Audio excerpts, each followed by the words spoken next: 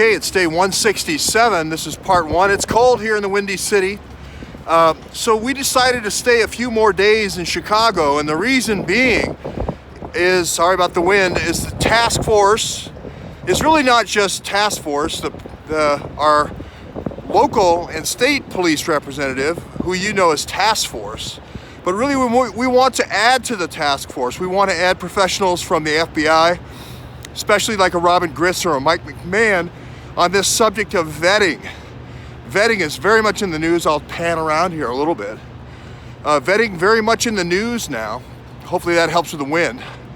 Vetting very much in the news with 44 different Democrats not vetting the Awans, any of them, 3 of them being on the Intelligence Committee. So we're going to talk about different techniques of vetting that professionals use. We're not going to disclose anything classified like simultaneous interviews or corroborating interviews or recursive questioning, or none of those things will be discussed. We won't give away any classified information. But what we will do is talk about vetting and how we might go about vetting the Awans, because it's never too late to do an assessment, a damage assessment of what actually was exfiltrated out of the United States. What was in those hundreds of suspicious activity reports going to Pakistan? What was in those terabytes going to Pakistan?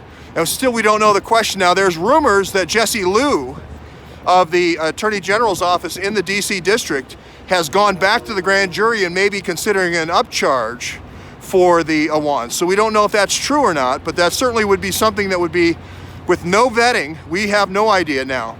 Luke Rosiak, I heard him on today on a radio show before Hannity's, talking about the fact that hardly any of them even had a college degree. So we know something went horribly wrong with them all having $160,000 a year jobs in Congress.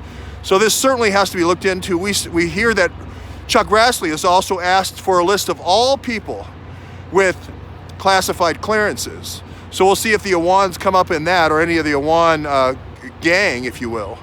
So that's what we have here in Chicago. We're going to try to have the task force. Hopefully the first 2 members of the task force will be the Blues Sisters. The Blues Sisters.